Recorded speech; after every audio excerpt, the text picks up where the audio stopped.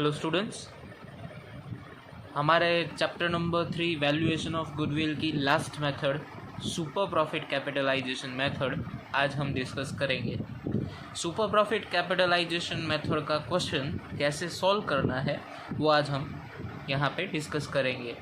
सो without wasting much time हम लोग हमारे टॉपिक की ओर आगे बढ़ते हैं। Super profit capitalisation method solve करना हो तो उसके लिए कितने स्टेप्स रिक्वायर्ड है, क्या क्या जो है वो स्टेप्स होंगे, सॉल्व कैसे करना है वो आज हम देखेंगे। सुपर प्रॉफिट कैपिटलाइजेशन मेथड का क्वेश्चन 6 स्टेप का क्वेश्चन होता है। 6 स्टेप नेसेसरी है। 6 स्टेप अगर हम याद रखेंगे तो हम उसको ईज़िली क्लियर कर सकते हैं। तो डिस्कस करेंगे कि 6 स्टेप जो है वो कौन कौन से है। तो सबसे पहले स्टेप नंबर 1 की अगर हम बात करें, स्टेप नंबर 1 जो है, जो यहाँ पे आप देखेंगे अभी कि स्टेप नंबर 1 जो है, स्टेप नंबर 1 की बात करें तो स्टेप नंबर 1 जो है वो हमारा कैपिटल एम्प्लॉयड होता है। आप कैपिटलाइजेशन ऑफ प्रॉफिट मेथड की बात करो या सुपर प्रॉफिट कैपिटलाइजेशन मेथड की बात करो, फर्स्ट स्टेप हमारा रहेगा कैपिटल एम्प्लॉयड, जो मैं यहाँ पे आपको बता रहा हूँ। Capital employed first step, capital employed. अब कैपिटल एम्प्लॉयड कैसे फाइंड आउट करना है आप 2 मेथड में देख चुके हैं, फिर भी हम उसको यहाँ पे डिस्कस कर देते हैं कि फाइंड आउट कैसे करना है। कैपिटल एम्प्लॉयड फाइंड आउट करने के लिए एक तो आपके पास होना चाहिए टोटल एसेट्स और दूसरा आपके पास होना चाहिए टोटल लायबिलिटीज़। एक हमारे पास होना चाहिए टोटल एसेट्स, दूसरा होगा टोटल लायबिलिटीज़। जब आप टोटल एसेट में से टोटल लायबिलिटीज़ माइनस कर दोगे तो आपको कैपिटल एम्प्लॉयड मिल जाएगा। ये स्टेप नंबर 1 हमारा दोनों मेथड में कॉमन रहेगा। स्टेप नंबर 1 दोनों मेथड में कॉमन रहेगा। सुपर प्रॉफिट कैपिटलाइजेशन मेथड में भी कॉमन रहेगा और कैपिटलाइजेशन ऑफ प्रॉफिट मेथड में भी कॉमन रहेगा। First step capital employed, total asset में से टोटल लायबिलिटीज़ माइनस करना है। अब बात करते हैं स्टेप नंबर 2, सेकंड स्टेप की। स्टेप नंबर 2 जो है वो हमारे लिए होगा expected rate of return. Expected rate of return.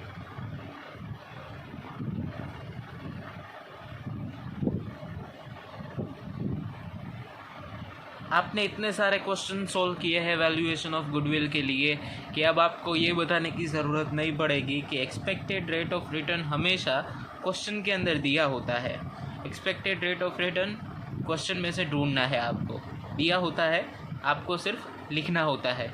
Second step expected rate of return, इसमें कुछ ज़्यादा करना नहीं है, क्वेश्चन देखना है, आपको एक्सपेक्टेड रेट ऑफ रिटर्न मिल जाएगा। स्टेप नंबर 3 पे जो है वो हम मूव ऑन करते हैं। स्टेप नंबर 3 जो है हमारा वो होगा expected profit. Step number 3 expected profit. Expected profit. Expected profit की बात करें तो एक्सपेक्टेड प्रॉफिट कैसे फाइंड आउट करना है। एक्सपेक्टेड प्रॉफिट की फॉर्मूला है, आप पहले देख चुके हैं, वापस हम उसको डिस्कस कर रहे हैं। एक्सपेक्टेड प्रॉफिट की फॉर्मूला है कैपिटल एम्प्लॉयड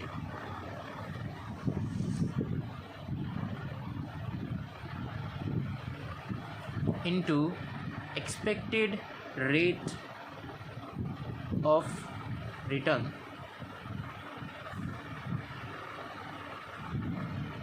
कैपिटल एम्प्लॉयड को एक्सपेक्टेड रेट ऑफ रिटर्न से मल्टीप्लाई कर दीजिए, आपको एक्सपेक्टेड प्रॉफिट मिल जाएगा।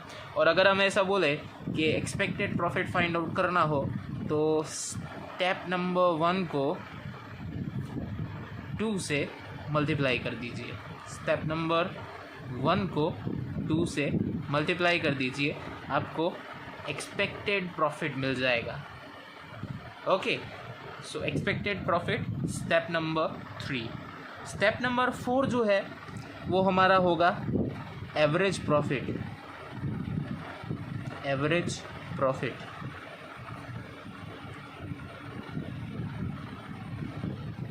अब हम एवरेज प्रॉफिट की बात करें तो बार बार जो है वो हम एवरेज प्रॉफिट जब भी आता है हम एक ही चीज़ डिस्कस करते हैं कि average profit method, average profit कैसे फाइंड आउट करना है आपको ये पता है। एवरेज प्रॉफिट या तो आप सिंपल एवरेज प्रॉफिट मेथड से फाइंड आउट करेंगे या फिर वेटेड एवरेज प्रॉफिट मेथड से। उसमें आपको प्रॉफिट का जो है वो ट्रेंड देखना है। अगर प्रॉफिट का जो ट्रेंड है वो इंक्रीजिंग है तो आपको वेटेड एवरेज प्रॉफिट मेथड से फाइंड आउट करना है, और अगर फ्लक्चुएट हो रहा है हर साल इंक्रीज डिक्रीज ऐसा ट्रेंड रहता है तो आपको सिंपल एवरेज प्रॉफिट मेथड से फाइंड आउट करना है। और अगर क्वेश्चन दिया है, क्वेश्चन में बताया ही होगा, नॉर्मली क्वेश्चन में बोल देते हैं कि आपको कौन से एवरेज प्रॉफिट मेथड से क्वेश्चन सोल्व करना है, तो इसको जो है वो हम डिटेल में डिस्कस कर चुके हैं, इसलिए वापस डिस्कस नहीं कर रहे हैं। एवरेज प्रॉफिट क्वेश्चन देख के डिसाइड करना है कि कौन सी मेथड से एवरेज प्रॉफिट फाइंड आउट करना है। एवरेज प्रॉफिट के बाद नेक्स्ट स्टेप जो है वो हमारा स्टेप नंबर 5 होगा, super profit. Super profit step number 5 super profit. Super profit के लिए जो है अगर हम बात करें सुपर प्रॉफिट कैसे फाइंड आउट करना है, तो सुपर प्रॉफिट की फॉर्मूला है average profit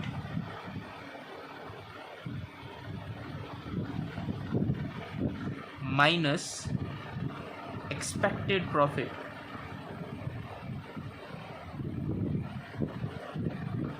average profit minus expected profit. Average profit में से एक्सपेक्टेड प्रॉफिट माइनस कर दो तो आपको मिल जाएगा super profit.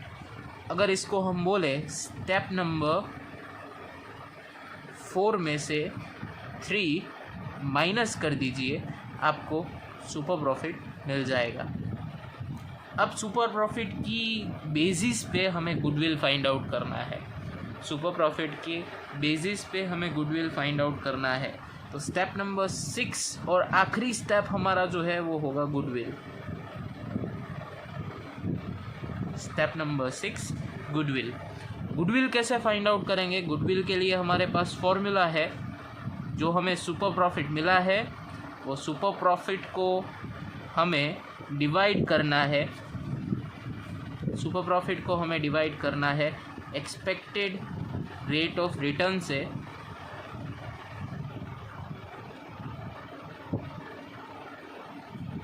Super profit divided by expected rate of return multiplied by 100। जब आप एक्सपेक्टेड रेट ऑफ रिटर्न में से परसेंटेज हटाएंगे तो आपको 100 से मल्टीप्लाई करना पड़ेगा। तो ये 6 स्टेप है। इन 6 स्टेप की मदद से आप super profit capitalisation method solve कर सकते हैं। इस लेक्चर में हमने डिस्कस किया कि सुपर प्रॉफिट कैपिटलाइजेशन मेथड कैसे सॉल्व करना है, वो हमने यहाँ पे आपको दिखाया है। 6 स्टेप का ये क्वेश्चन है, 6 स्टेप कौन कौन से हैं वो हमने यहाँ पे डिस्कस किया है। अब नेक्स्ट जो वीडियो होगा वहाँ पे हम डिस्कस करेंगे कि सुपर प्रॉफिट कैपिटलाइजेशन मेथड का जो क्वेश्चन है वहाँ पे जो न्यूमेरिक्स है वो कैसे सॉल्व करने हैं। तो नेक्स्ट वीडियो लेक्चर में हम टेक्स्ट बुक के क्वेश्चन सॉल्व करेंगे और आप ये सुपर प्रॉफिट कैपिटलाइजेशन मेथड का फॉर्मेट याद रखेंगे, क्योंकि ये इम्पोर्टेंट क्वेश्चन है, एग्ज़ाम में पूछे जाते हैं। 3 मेथड में से कोई भी एक मेथड होगा। So stay tuned, next video will be uploaded soon. Thank you very much.